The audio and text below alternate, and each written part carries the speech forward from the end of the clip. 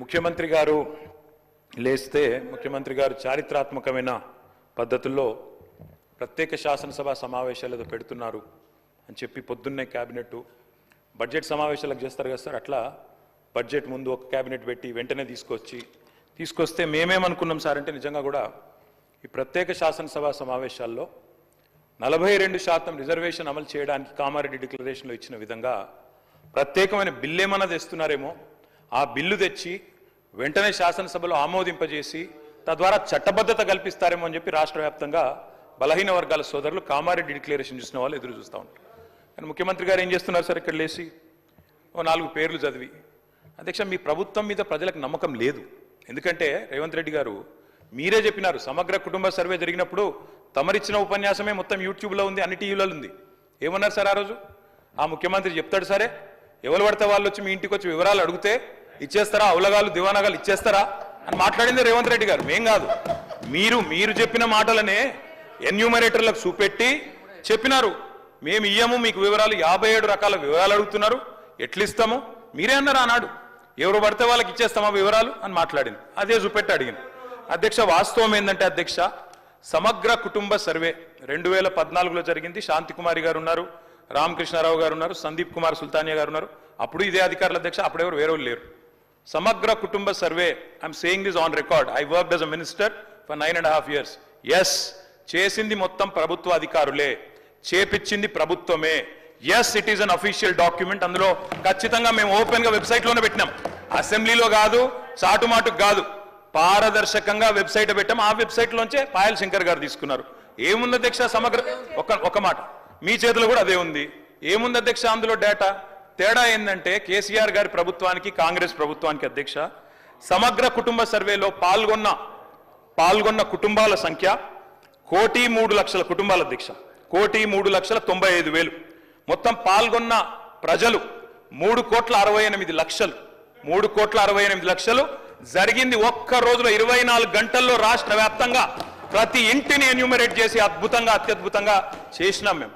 చేసిన తర్వాత ముఖ్యమంత్రి గారు నిజంగా ఎంత మిస్లీడింగ్ గా మాట్లాడుతున్నారంటే అధ్యక్ష, వారు అంటారు అధ్యక్ష ఇంతకు మించిన టాపిక్ లేదు అధ్యక్ష, వారు అడిగిన ప్రశ్నకు తప్పకుండా మా ప్రభుత్వం గతంలో చేసిన పని గురించి వారు అనుమానాలు తలెత్తే విధంగా ఏదైతే మాట్లాడినారో దాని గురించి చెప్పాలి అధ్యక్ష.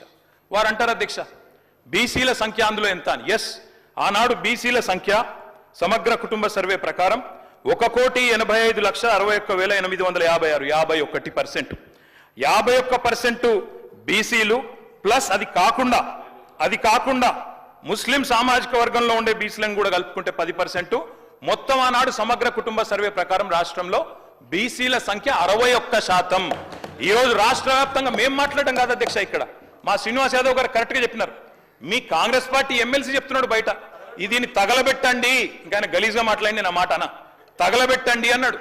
దీన్ని తగలబెట్టండి, ఈ నివేదికను తప్పుల తడక అని కాంగ్రెస్ పార్టీ ఎమ్మెల్సీ చెప్తున్నాడు, మేం కాదు. రాష్ట్ర వ్యాప్తంగా బలహీన వర్గాల సంఘాలు చెప్తున్నాయి. ఏమని చెప్తున్నాయి అధ్యక్ష?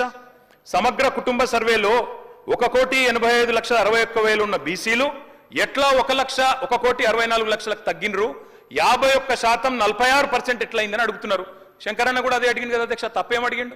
ఇక్కడ శంకరన్న ఒక్కడే అడుగుతలేడు అధ్యక్ష, బయట మీ కాంగ్రెస్ పార్టీ ఎమ్మెల్సీ మాట్లాడుతున్నాడు, మీరిచ్చిన స్టేట్మెంట్ను మీరిచ్చిన నివేదికను తగలబెట్టమని చెప్పిండు అధ్యక్ష, మామూలు కాదు. ఇంకొక మాట అధ్యక్ష, మేము అనుకున్నాం అధ్యక్ష శాసనసభ సమావేశం ప్రత్యేకంగా పెడితే, ఇవాళ ఏం చెప్పినారు మీరు కొత్తగా? మీరు చెప్పింది ఈరోజు చెప్పింది మొన్న ఉత్తమ్ కుమార్ రెడ్డి బయట ప్రెస్లే చెప్పిండ్రు. ఆయన ఉత్తమ్ కుమార్ రెడ్డి గారు సబ్ కమిటీ చైర్మన్ గా ప్రెస్ మీట్ లో ఇవాళ మీరు చెప్పిన లెక్కలని మొన్ననే చెప్పిండ్రు.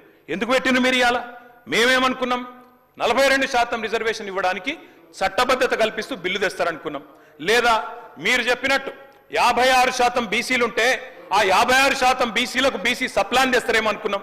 ఏమీ లేకుండా ఇలా వచ్చి ఒక స్టేట్మెంట్ ఇక్కడ పెట్టి ఏదో సాధించిన మీ చరిత్ర అంటే అధ్యక్ష 5% బీసీ జనాభా. అధ్యక్ష గౌరవ సభ్యులు 9:30 ఏళ్ళు విన్నారే ఒక నిమిషం. అరే వినగాదనే వినగాదు చెప్పినాక బ్రో, మేము సబ్ కమిటీ చైర్మన్గా ప్రజల ముందు ఉంచినాము. దానికి న్యాయపరంగా శాసనసభలో ప్రజాస్వామిక విలువలుగానే శాసనసభలో ప్రభుత్వం తరఫున పెట్టినాము.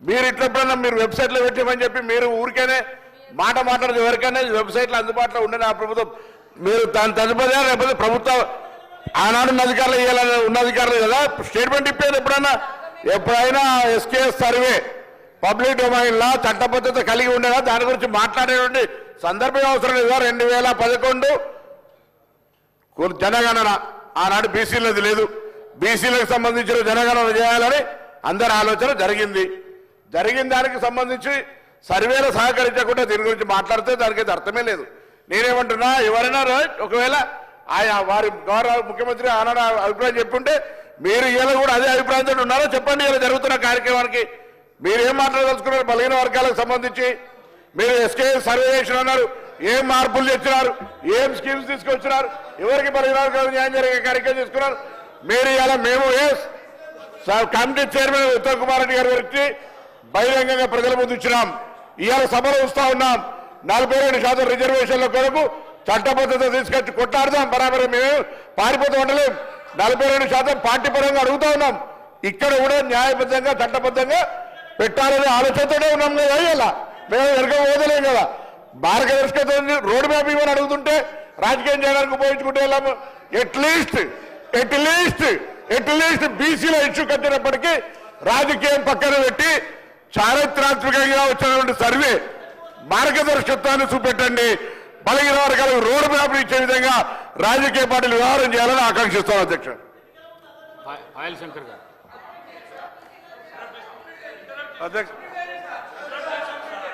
అధ్యక్ష అధ్యక్ష నేను చెప్పినటువంటి అధ్యక్ష గౌరవ ముఖ్యమంత్రి గారు అధ్యక్ష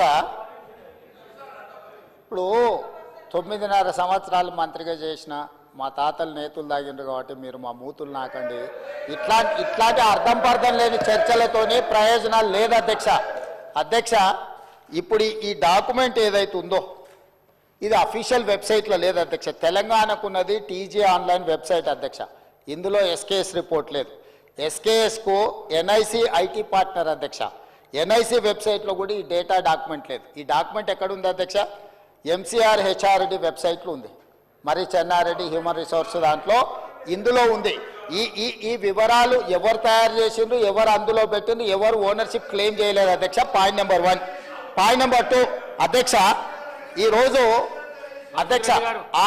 అధ్యక్ష ఆ రోజు 12 గంటలలో మేము చేసినాం అన్నారు కదా ఆ రోజు ఎవరెవరిని ఎంగేజ్ చేసిండ్రో అడుగు అధ్యక్ష దారిన పోయే దానే నుంచి ఎవడు వస్తుండో ఎవడు పోతుండో ఎవరికి ఏ బాధ్యత ఉందో ఎవరు చేసిండో వాళ్ళ వివరాలు వీళ్ళ దగ్గర ఉన్నాయి అధ్యక్ష ఇండ్లలోకి వచ్చి అడిగినోడు ఉదయం 7 గంటల నుంచి సాయంత్రం 7 గంటల వరకు 12 గంటల్లో ఇన్ని కోట్ల మందిని మేము చేసినామని వాళ్ళు చేస్తున్నామని చెప్పడానికి నటించి చేసిరు ఇవాళ మేము పకడ్బందీగా చేస్తే ప్రధాన ప్రతిపక్ష నాయకుడిగా ఆయన 9.5 సంవత్సరాలు మంత్రిగా చేసిన ఈయన ప్రభుత్వం మీద నమ్మకం లేదంటే ఇదే ప్రభుత్వం ఈ సభను ఏర్పాటు చేసింది ఇదే ప్రభుత్వం ఈ సభలో డాక్యుమెంట్ పెట్టింది ఎందుకు చర్చలో పాల్గొంటుంది అధ్యక్ష అసలు అర్హత ఉందా అసలు ఈ చర్చలో పాల్గొనే అర్హత ఉందా అధ్యక్ష ప్రభుత్వం మీద నమ్మకం లేదని ప్రధాన ప్రతిపక్ష నాయకుడు ప్రభుత్వం మీద ప్రజాస్వామ్యం మీద నమ్మకం లేదని సభలకు రాకపోను వచ్చిన ఆయన ప్రత్యేకించి మాట్లాడుతుంటే నేను ఒక్కటే మాట చెప్పదలుచుకున్నాను అధ్యక్ష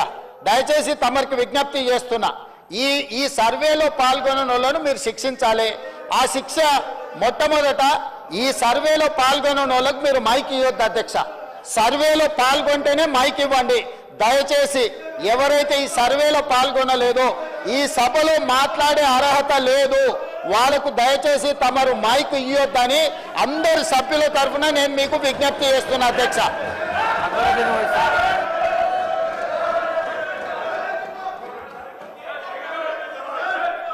Honorable Speaker, sir, I take the opportunity to participate